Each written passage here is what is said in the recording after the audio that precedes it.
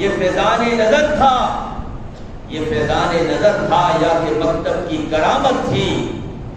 سکھائے کس نے اسماعیل کو آداب فرزندی؟ محترم سامعین حضرات، ذوالحج کے مہینے کا پہلا عشرہ اختتام کی طرف بڑھ رہا ہے، اور آج کا یہ دن خاص طور پہ حجاج کرام کے لیے یوم عرفہ کا دن ہے کہ جس دن حجاج کرام عرفات کے میدان میں جاتے ہیں اور وہاں اللہ تبارک و تعالی ان سب کے لیے عام معافی کا اعلان کر دیتا ہے۔ اب اس کے بعد یوم النحر کا دن آئے گا، قربانی کا دن، جو اسلام کی ایک عظیم عبادت ہے، جو اسلام کے شعائر میں سے ایک عظیم تر اللہ تعالی کی نشانی ہے،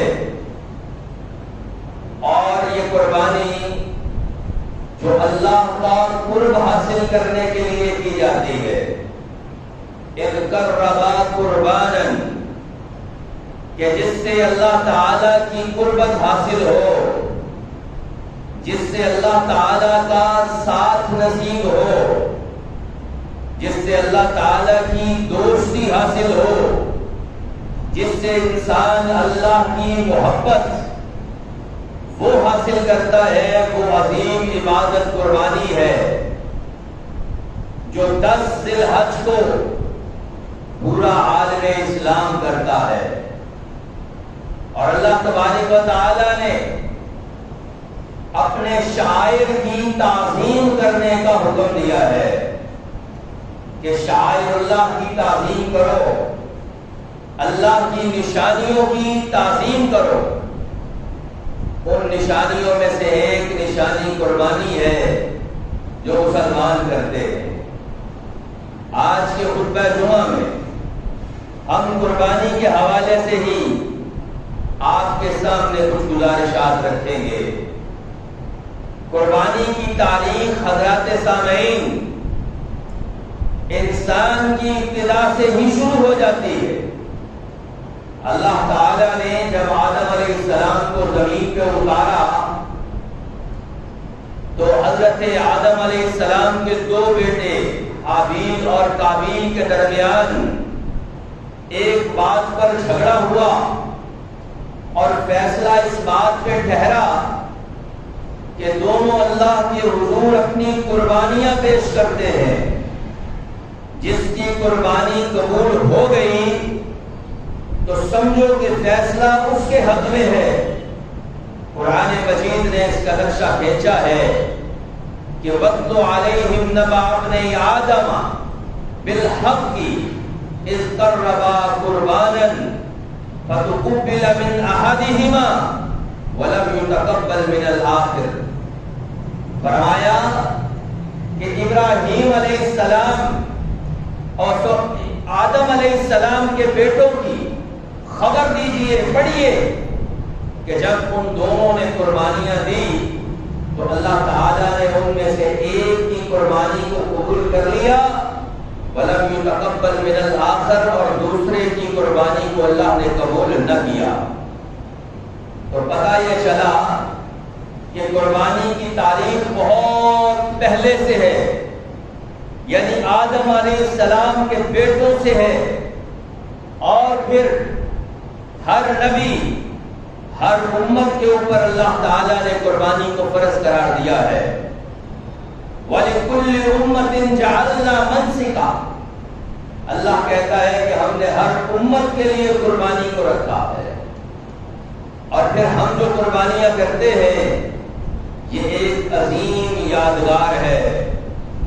ہمارے پیارے نبی جناب محمد رسول اللہ صلی اللہ علیہ وسلم کے جد امجد جناب خلیل اللہ حضرت سیدنا ابراہیم علیہ السلام اور ان کے بیٹے سیدنا اسماعیل علیہ السلام کی وہ یادگار قربانی کی ایک سنت ہے جس کو ہم ادا کرتے ہیں۔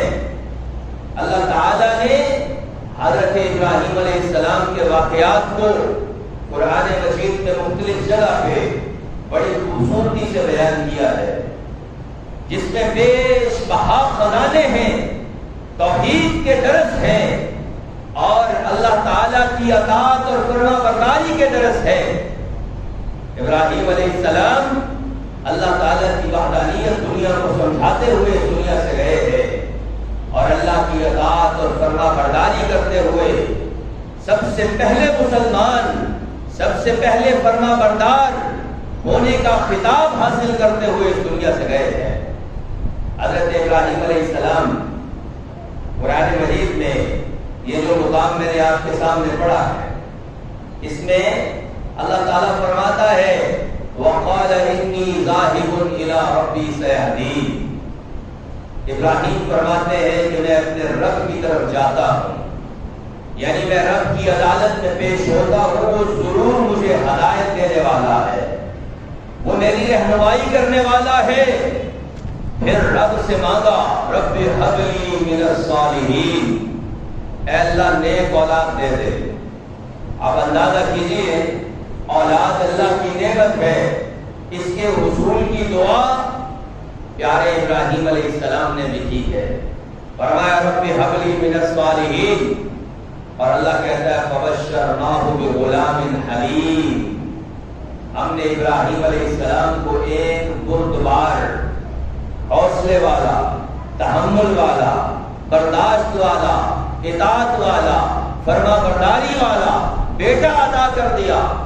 فبشرناہ بغلام حلیم فلما بلغ معه السعی، اور جب بچہ ساتھ چلنے لگا، دوڑنے لگا، جوانی کی طرف بڑھنے لگا، اب اللہ تعالیٰ نے ابراہیم علیہ السلام کا وہ جو آزمائشوں والا سلسلہ تھا اس کے اوپر مزید آگے بڑھاتے ہوئے اسے کہا قال یا بنی انی ارى فی المنام انی اذبحک فانظر ماذا تری۔ ابراہیم علیہ السلام کی زندگی آزمائشوں سے بھری ہوئی ہے۔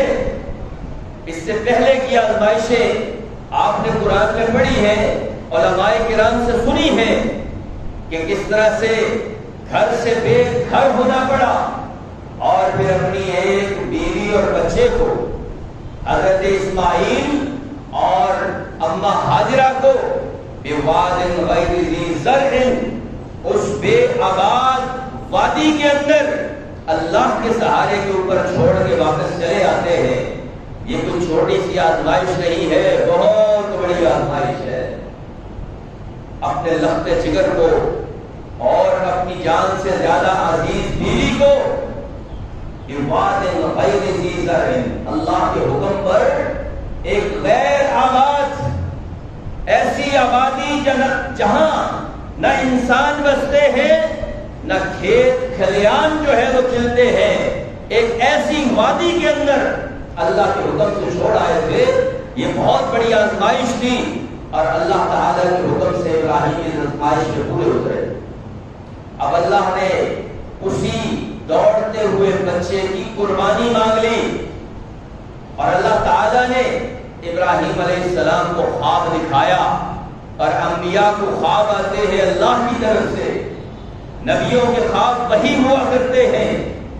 نبی کا جو خواب ہے وہ اللہ کا حکم اور اللہ کا پیغام ہے، لہذا ابراہیم علیہ السلام کو اللہ حکم دے رہا ہے اور ابراہیم علیہ السلام اس حکم کے اوپر عمل کرنے کے لیے اپنے لخت جگر کی رائے لے رہے ہیں کہ میں دیکھوں میرا یہ بچہ میرے رب کے حکم پہ کس طرح سے اطاعت کرتا ہے، فرما برداری کرتا ہے اور اپنے سر کو خم کر دیتا ہے، جھکا دیتا ہے۔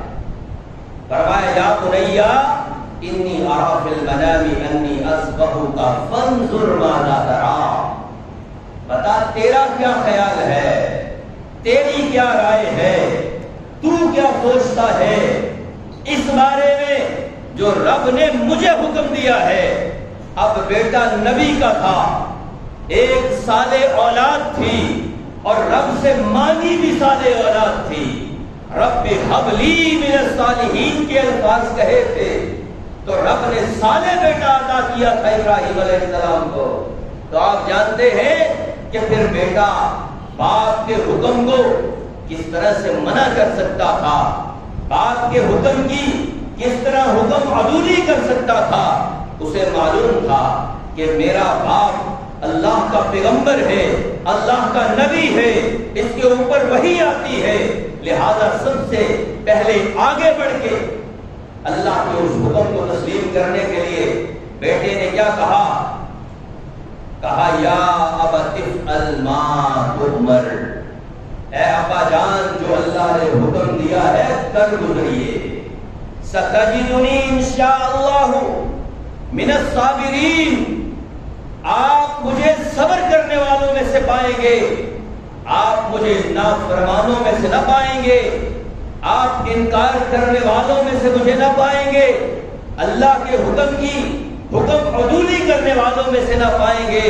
ستجدنی انشاءاللہ من الصابرین۔ اور کیسے نہ صبر کرنے والے ہوتے میرے بھائیوں؟ ایک صابرہ عورت کا بچہ ہے جس نے صبر کی تربیت اور صبر کی گٹھی دے کے اس کا بچپن سارا اس کو پالا ہے، وہ اسماعیل کیسے صبر کرنے والا نہ ہوگا۔ اور اقبال نے اسی کے اوپر شعر کہا یہ فیضان نظر تھا، یہ فیضان نظر تھا یا کہ مکتب کی کرامت تھی، سکھائے کس نے اسماعیل کو آداب فرزندی۔ آج کی اولادیں بھی ہمارے سامنے ہے، ماں باپ کے حکموں کی حکم عدولیہ بھی ہمارے سامنے ہے۔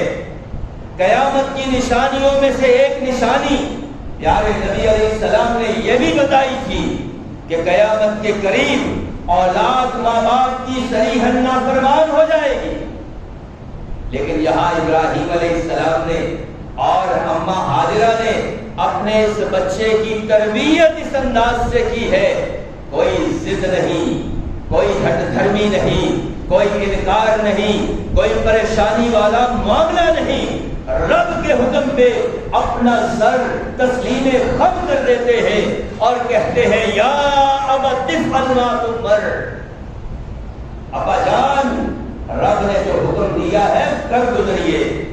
ستجدنی انشاءاللہ من الصابرین، آپ مجھے صبر کرنے والوں میں سے پائیں گے۔ اللہ تعالیٰ کے حکم سے فلما اسلما وتلہ للجبین، اللہ کے حکم سے اپنی آنکھوں پہ بھی پٹی باندھ لی، اپنے لخت جگر کی آنکھوں پہ بھی پٹی باندھ لی۔ حضرات سامعین، صاحب اولاد اس چیز کو تخیل میں لا کے تو دیکھیں، ذرا اس حوالے سے سوچ کے تو دیکھو اللہ کے حکم پہ ابراہیم کیا کرنے جا رہا ہے۔ بس اتنی سی سوچ لیجئے کہ ابراہیم رب کے حکم کی فرما برداری پہ، رب کے حکم کو ماننے پہ، رب کے حکم کو نافذ کرنے پہ کس حد سے گزر رہا ہے۔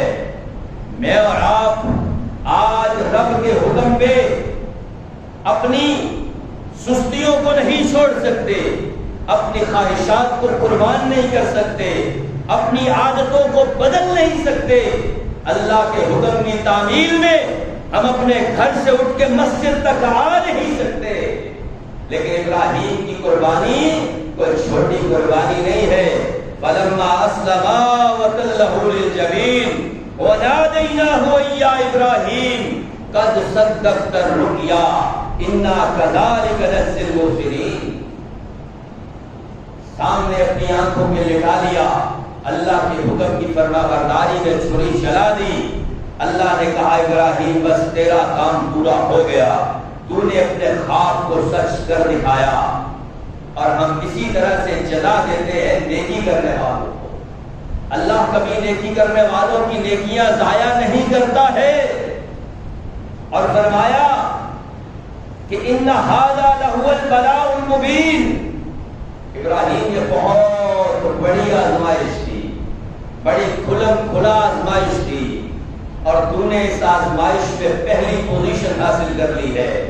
وَفَدَيْنَاهُ بِذِبْحٍ عَظِيمٍ، ہم اس ذبح عظیم کو، اس بڑی قربانی کو فرمایا رہتی دنیا تک تیری سنت بنا کے چھوڑ رہے ہیں۔ اور آج مسلمان سارا عالم اسلام ابراہیم علیہ السلام کی اس سنت پہ عمل کرتے ہوئے اپنی قربانیاں اللہ کے حضور پیش کرتا، اور اللہ تبارک و تعالی نے اپنے پیارے ابراہیم علیہ السلام کی اس سنت کو رہتی دنیا تک کے لیے زندہ اور جاوید بنا دیا ہے۔ لہذا یہ قربانیاں سنت ابیکم ابراہیم، تمہارے باپ تمہارے جد امجد ابراہیم علیہ السلام کی سنت ہے، اور ہمارے پیارے نبی جناب محمد رسول اللہ صلی اللہ علیہ وسلم نے اس پہ اپنی شریعت کی مہر ثبت کر دی ہے کہ کوئی اٹھ کے یہ نہ کہہ دے کہ نہیں یہ تو ابراہیم کی سنت تھی، محمد رسول اللہ کی سنت نہیں ہے۔ پیارے نبی علیہ السلام نے اپنے جد امجد کی سنت پہ عمل کر کے قیامت تک کے لیے اس سنت کو جاری و ساری کر دیا ہے، اور یہ سنت اپنی سنت بنا دیا ہے۔ اور آج مسلمان شاعر اللہ کی تعظیم میں وَمَن يُعَظِّمْ شَعَائِرَ اللَّهِ فَإِنَّهَا مِن تَقْوَى الْقُلُوبِ، اللہ کے سامنے اپنی قربانیاں پیش کرتے ہیں، اللہ کے شاعر کی تعظیم کرتے ہیں، قربانیوں کو خریدتے ہیں، ان کو پالتے ہیں، پوستے ہیں، ان کو کھلاتے ہیں، موٹا کرتے ہیں، اور اللہ کی بارگاہ کے اندر پیش کرتے ہیں۔ فَإِنَّهَا مِن تَقْوَى الْقُلُوبِ، اللہ کہتا ہے یہ دلوں کا تقویٰ ہے، یہ دلوں کی پرہیزگاری ہے، یہ تمہارے دلوں کا ڈر ہے، خوف ہے، جو تم اللہ کی بارگاہ کے اندر پیش کرتے ہو۔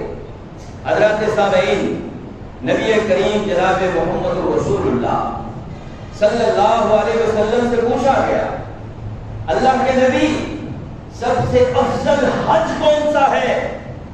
پیارے نبی علیہ السلام نے فرمایا سب سے افضل حج وہ ہے کہ الحج والسج، وہ حج جس میں حجاج کرام کثرت سے تلبیہ پڑھتے ہیں، بہت زیادہ تلبیہ پڑھتے ہیں، لبیک اللہم لبیک لا شریک لک لبیک ان الحمد والنعمت لک والملک لا شریک لک۔ اس حج کے ترانے کو جتنا زیادہ پڑھتے ہیں، جس حج میں زیادہ پڑھتے ہیں، وہ سب سے افضل ہے۔ اور دوسری بات اللہ کے نبی نے فرمایا والسج، اور وہ حج سب سے زیادہ افضل ہے جس میں سب سے زیادہ خون بہایا جاتا ہے، جس میں سب سے زیادہ اللہ کی بارگاہ میں قربانیاں پیش کی جاتی ہیں۔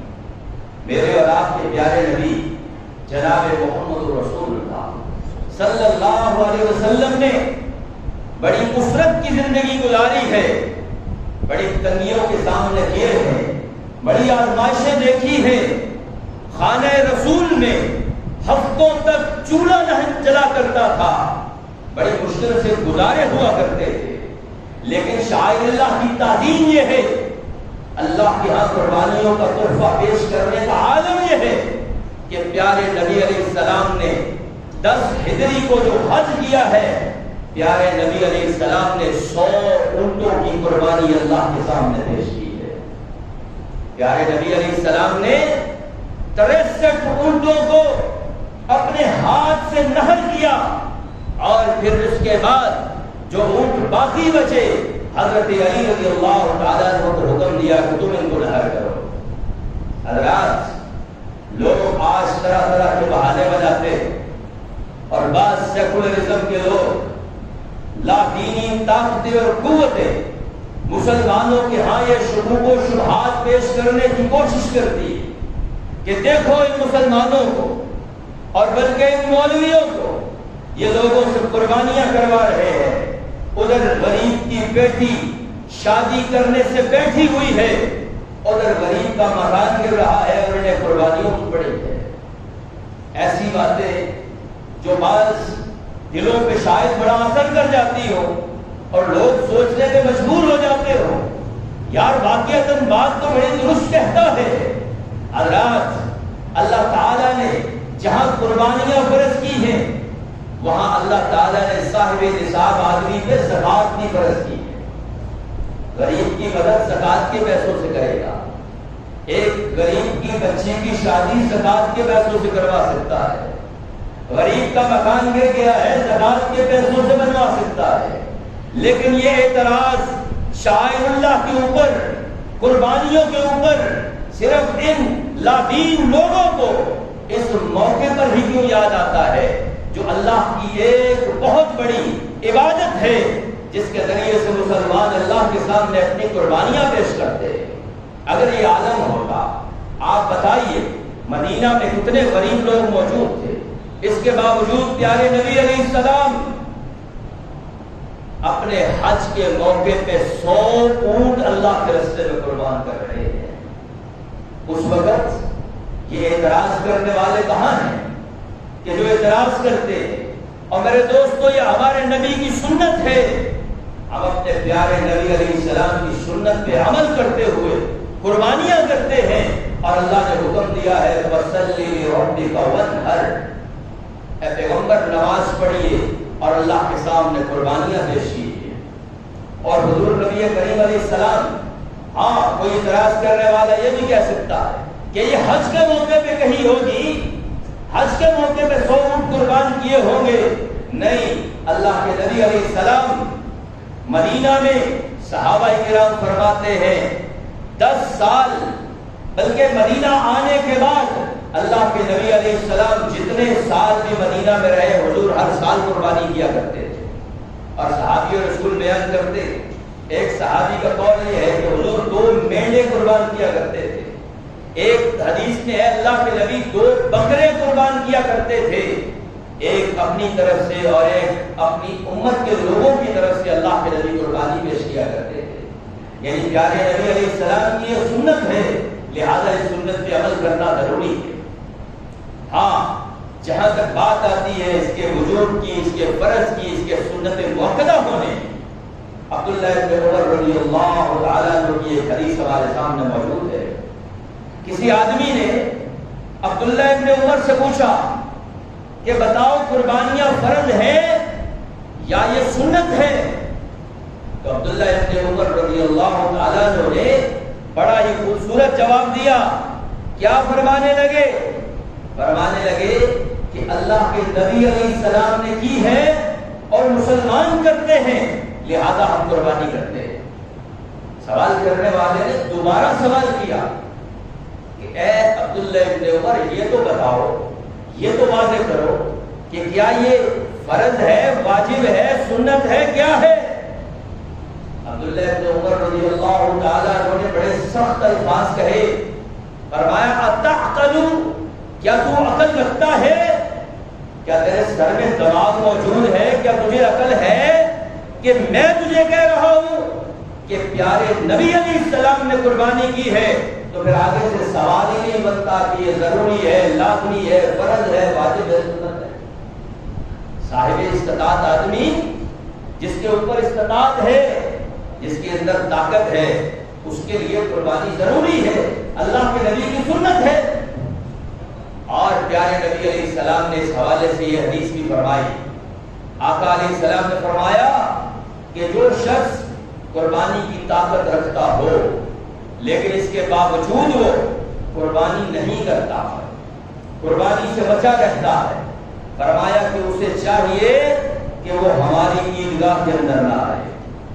پیارے نبی علیہ السلام کے یہ الفاظ ثابت کرتے ہیں کہ جو شخص صاحب استطاعت ہے اسے لازماً قربانی کرنی چاہیے۔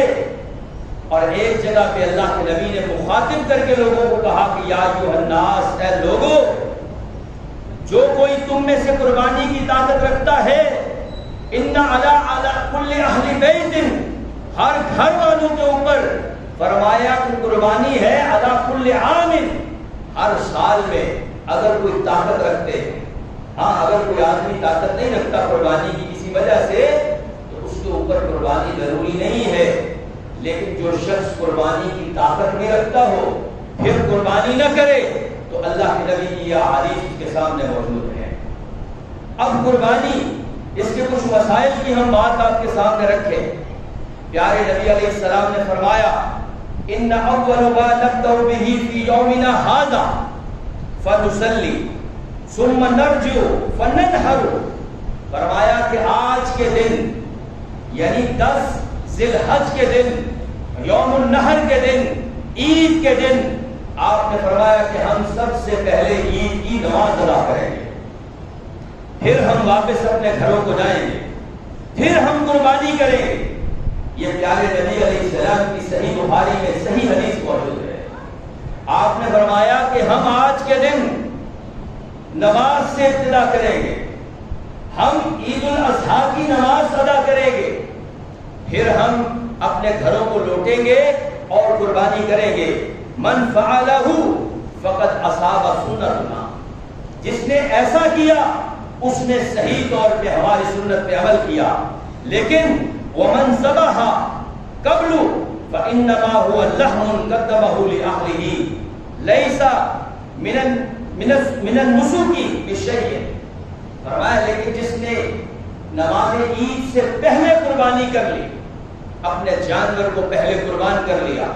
آج ایک گروہ ایسا بھی ہے جو پیارے نبی علیہ السلام کی نہ تو حدیث کو مانتا ہے، نہ پیارے نبی علیہ السلام کے صحابہ کو مانتا ہے، اور اپنی من مرضی کی دین کی تشریح کرتے کہ جس سورج کی پہلی کرن نکل آئی لہذا قربانی کرو، پھر عید کی نماز پڑھنے کے لیے جاؤ۔ اللہ کے نبی نے فرمایا کہ جس نے عید کی نماز سے پہلے قربانی کر لی، فرمایا وہ ایک گوشت ہے جو اس نے اپنے گھر والوں کے لیے کیا ہے، وہ قربانی نہیں ہے، وہ سنت ابراہیمی کے مطابق قربانی ادا نہیں ہوگی، وہ فقط ایک گوشت ہے جو اس نے اپنے گھر والوں کے لیے لے کے گیا ہے۔ اور واضح حدیث میں موجود ہے، ایک صحابی رسول بیان کرتے ہیں کہ میرے خالو جان نے نماز عید سے پہلے قربانی کر لی، اللہ کے نبی علیہ السلام کے علم میں یہ بات آئی، فرمایا کہ یہ ایک عام صدقہ ہے جو تم نے کیا ہے، یہ قربانی کی سنت تمہاری ادا نہیں ہوئی، ہاں اب اس کی جگہ اور قربانی کرو۔ وہ صحابی رسول کہنے لگے اللہ کے نبی میرے پاس ایک بکرا ہے جو ابھی مسنہ نہیں ہے، دوندا نہیں ہے، اور وہ 1 سال کا ہے۔ اللہ کے نبی نے فرمایا ہاں اسی کو ذبح کرو، لیکن تمہارے علاوہ یہ کسی اور کے لیے جائز نہیں ہے کہ وہ مسنہ جانور، 2 دانت والے جانور کے علاوہ کوئی جانور ذبح کرے۔ اس حدیث سے کیا مسئلہ ثابت ہوتا ہے؟ اللہ کے نبی علیہ السلام نے بڑی سختی سے تاکید کی ہے کہ تم نے نماز عید سے پہلے جو قربانی کر لی ہے وہ قربانی نہیں ہے، وہ تو عام صدقہ ہے جو تم نے ادا کیا ہے۔ لہذا حضرات ہمیں سنت رسول کو سامنے رکھنا ہے، ہمیں اللہ کے نبی کی سنتوں پہ چلنا ہے۔ وہ گروہ جو صحابہ کو نہ مانتے ہو انہوں نے اللہ کے نبی کی حدیث کو کیا ماننا ہے؟ بڑی بار ایسے لوگوں کو سمجھایا، دعوت دی، لیکن وہ ٹس سے مس نہیں ہوتے ہیں۔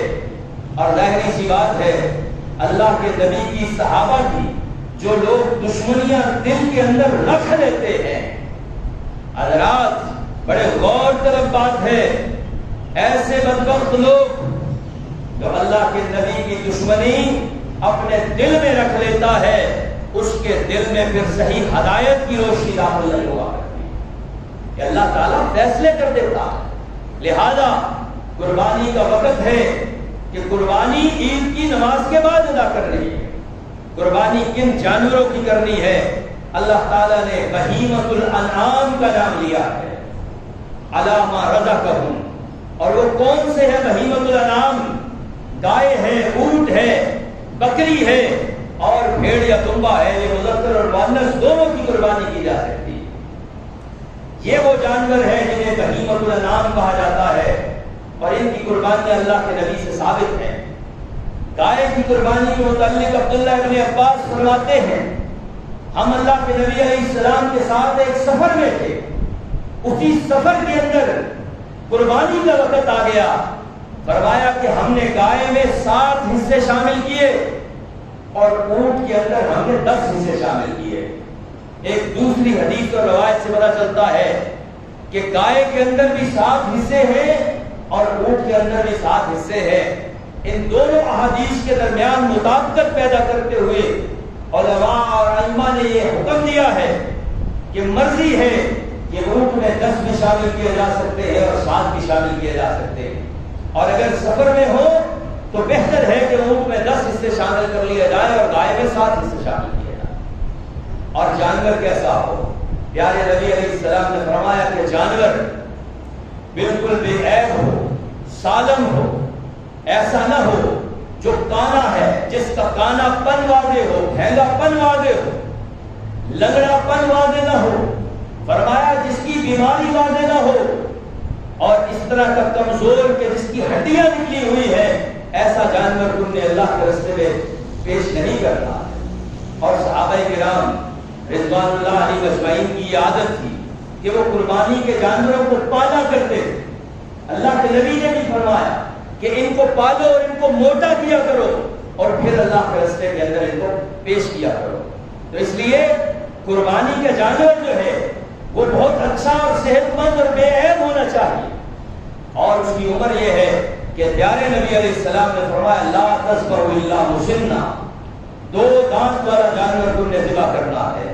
ہاں اگر کسی کے لیے مشکل ہے اس کا حاصل کرنا تو بھیڑ کا اور دمبے کا جو 1 سال کا ہے وہ تم قربان کر سکتے ہو، لیکن اس سے نیچے کا نہیں۔ بعض حضرات قربانیوں کے اوپر ہاتھ رکھ کے دیکھتے ہیں اور یہ اندازہ لگاتے ہیں کہ یہ قربانیاں ہمیں کل پل صراط سے گزار دیں گی۔ یہ کسی اللہ کے نبی کی حدیث کے اندر یہ بات نہیں آتی، یہ بنی بنائے اور قصے کہانیاں ہیں جو لوگوں تک پہنچتے ہیں کہ موٹا تازہ جانور لو کہ جس کے اوپر بیٹھ کے کل پل صراط سے آگے جانا ہے۔ اور میرے بھائی پل صراط سے گزرنا اتنا آسان نہیں ہے کہ تو نے رشوت لی اور موٹا تازہ بڑا سا جانور لے لیا اور اب سوچ رہا ہے اس کے اوپر بیٹھ کے پل صراط پار کر لوں گا۔ یہ تیری خام خیالیاں ہیں۔ اور سب سے بڑی بات اخلاص نیت کا ہونا قربانی کے لیے ضروری ہے۔ عطا بن ابی رباح نے ابو ایوب انصاری رضی اللہ عنہ سے پوچھا اے رسول کے دور میں قربانیاں کیسے ہوتی؟ کہنے لگے اللہ کے نبی کے دور میں ہم 1 بکری بعض اوقات پورے گھر والوں کی طرف سے قربان کر لیا کرتے تھے، خود بھی کھاتے تھے، لوگوں کو بھی کھلاتے تھے۔ اور فرمایا کہ پھر بعد کا دور ایسا آ گیا کہ لوگ ان میں فخر محسوس کرنے لگے۔ تو میرے بھائی تیری قربانی چاہے موٹی ہو یا پتلی ہو، مہنگی ہو یا سستی ہو، اللہ تعالیٰ کو تیری قربانیوں کا خون اور گوشت نہیں پہنچنے والا۔ لن ینال اللہ لحومھا ولا دماؤھا ولکن ینالہ التقوی منکم، اللہ کو تو تیرے دل کو دیکھنا ہے کہ تیرے دل کے اندر اللہ کا خوف اور ڈر اور تقوی پیدا ہوا ہے یا نہیں ہوا ہے۔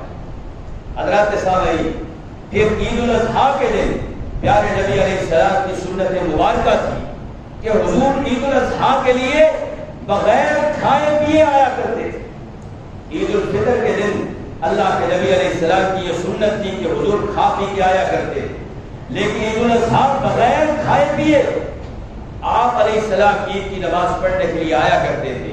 یہ چھوٹی چھوٹی سنتیں ان کے اوپر عمل کرنا چاہیے۔ پھر عید الاضحیٰ اس میں اللہ کے نبی علیہ السلام نے جہاں مردوں کو عیدگاہ میں آ کے نماز پڑھنے کے لیے کہا ہے، وہاں عورتوں کو بھی ترغیب دی ہے کہ عورتیں بھی عید کی نماز پڑھنے کے لیے آئیں۔